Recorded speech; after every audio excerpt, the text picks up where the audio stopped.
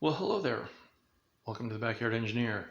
Today we are going to talk about laminate floor cutters, specifically Power Fist's model 8597312 on sale at Harbor or Princess Auto. God, I get the two confused all the time. For about 50 bucks, 55 bucks, something like that. This is what it looks like. I've got it on some cardboard, don't want to mar up the new floor. And as you can tell, I've been using it for quite a while. And I've gotten a good feel for it so far. A couple of points about it and some features. It has this cutting blade and gap in it, and it cuts on both sides of this. Now that, for me, I'm a little worried about this. I'm not sure that this part is hardened, and I expect this may be a wear point. I'm also not sure if this is hardened. So we'll see how it works over time. So far it appears to be doing all right on this floor, but this is one floor. Comes with this nifty little spacer that allows you to put your board right on the unit, and everything's nice and flat and easy to cut. Let's show you some cut. All right, I'm going to leave this board here, same one we were just looking at, get it lined up on my mark, because obviously that's marked, and you just grab the guillotine and push it down. Now, I find, even for me, it takes quite a bit of strength to do this. You get these every time, so it cuts on both sides. Gotta make sure you line it up on both sides. And that's the cut.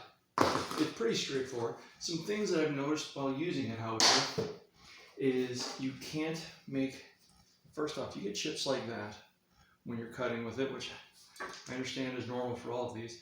You also can't trim. You've got to be pretty much exactly right. If you try and trim, of course, this time it's going to hurt. It tends to push the board off. It doesn't, unless it's supported on both sides by, at least 1/8 of an inch. It tends to push the plank off. You can see that right there. It sometimes can be done, but it is not nearly as much fun as using the guillotine styles. And yeah, it's basically everything I can do to do it with one hand. And of course, trying to show you some chips. These are, so far it's been fairly benign, but once in a while it will. And you've also got to make sure it's down tight on the guide, or it will just push it right over. There we go. You can see it just blew this big chunk right out. And you know, that should be enough to fit underneath your baseboard, but let's face it, you know, if you need a 1/4 inch gap to the wall, 3/8 of an inch gap to the wall, and you've got 3/8 baseboard, that's going to show. So that's an issue. I've actually had to throw a piece out because of that. But having said that, it's actually been a good tool for the price we paid, for the work it's done, for the time it's saved. Frankly, it may have saved $50 worth of time on this job alone, which, as much as I hate to say this, makes it worthwhile even as a disposable tool. You know me, I hate disposable anythings. But sometimes you gotta do what you gotta do to get the job done. Having said that, we're gonna keep a watch on it and see how it works over time. I may keep using it. I really am looking forward to trying the more expensive unit, the guillotine one. That one cuts heavier material. Hopefully it's easier. Use it for ferro siding or cement siding. We'll see how it works. Yeah, I think that's basically everything I have to say about it. It seems like a decent unit. It takes some strength to use. You've got to be strong to use it. You've got to be basically right. Everything has to be lined up, which is how it should be. Floors are finished surfaces, so you've got to do them right.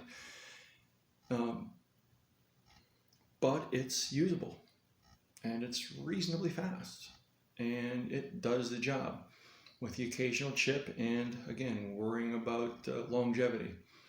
We'll see.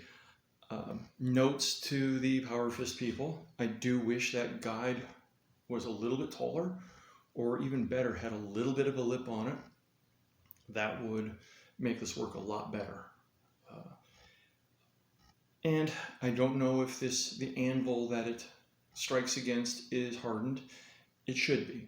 If it is, awesome. The tool would last for a very long time. If it isn't, it will eventually wear out, and probably sooner than it should.